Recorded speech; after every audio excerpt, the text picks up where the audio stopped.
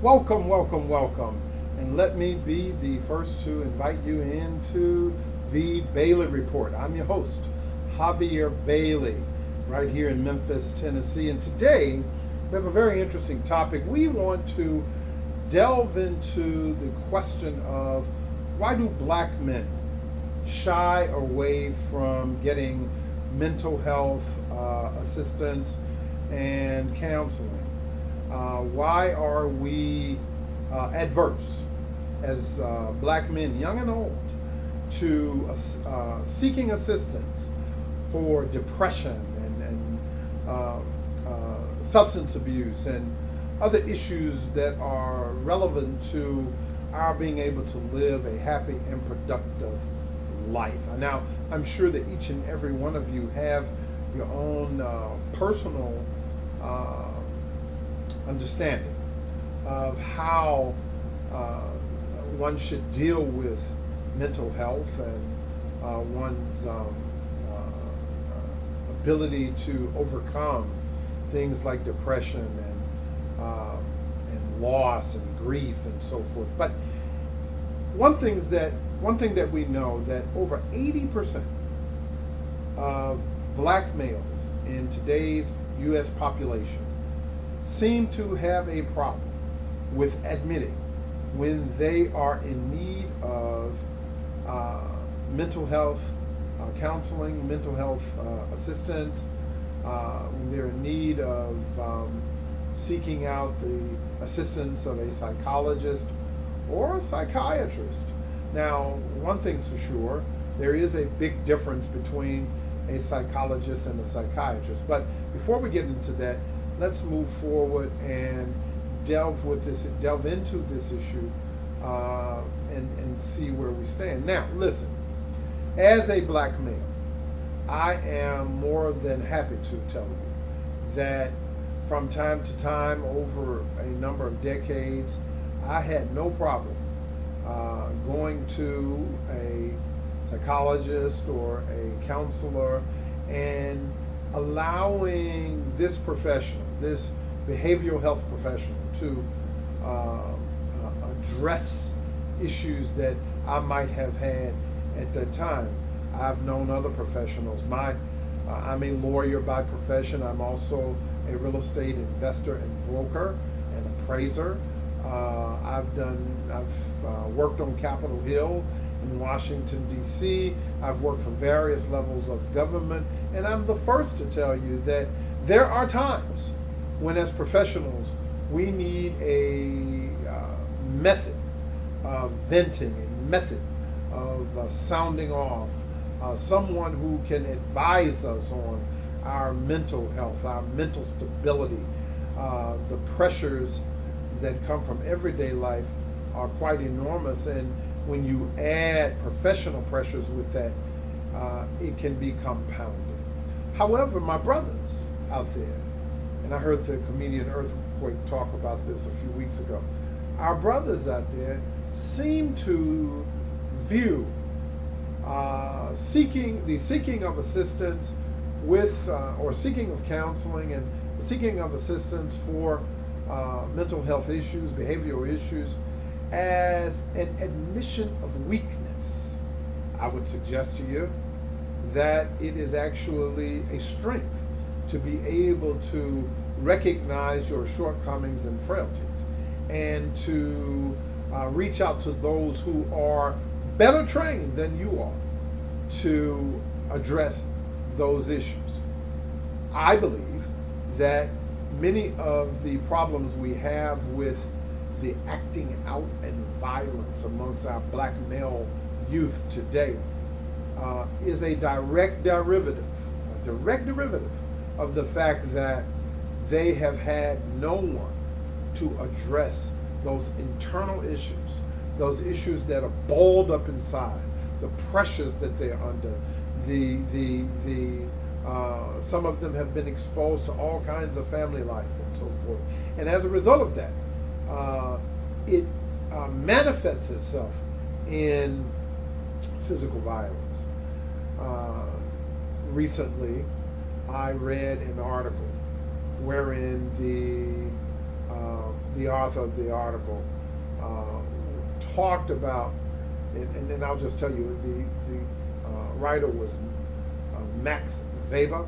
It's spelled like Weber, Weber, but it's pronounced Weber. He is a very well-known sociologist, and he talks about the power inversion. And let me explain what that is. You see, in most situations we find ourselves in any relationship, there is a power dynamic. Somebody's on top, somebody's on bottom. I don't care who you're talking to, whether it's a parent, whether it's a child, whether it's a loved one. Somebody's on top, somebody's on bottom.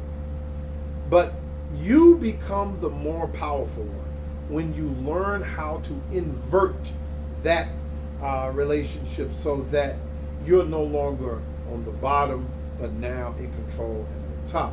What do I mean by that? We go day to day as black men unable to deal with some of the pressures that life brings us. We are by nature conquerors. We are by nature leaders. We are by our nature, alpha men. And yet we find ourselves on the job, in relationships in the home, in church, subordinate to those who are naturally weaker than us. Naturally weaker than us. That in and of itself gives rise to a boiling point within. And as a result of that, a lot of our younger brethren find themselves seeking that power dynamic, seeking that power relationship in gangs and in with men in the street who exhibit that alpha mentality, that alpha behavior. They give off that aura of being in charge. Yet they ought to be able to find that from within. And as a result, they will, the confusion begins and we see them act out day by day by day. Hollywood, if you will, has canned that whole behavioral phenomenon, and they call us menaces to society. They call us boys from the hood. They say that we're strapped, and they say that we think we have the juice. I suggest to you that all of that is designed to desensitize the rest of the world into how they will deal with that strong black male. That's why you see police officers so afraid of our black youth that they will draw down on an unarmed black youth and shoot and fire. They're afraid because the black man gives off an aura, gives off an energy, gives off a chakra of power and alpha and energy, so much so that if it is not contained, it becomes threatening to the lesser vessel.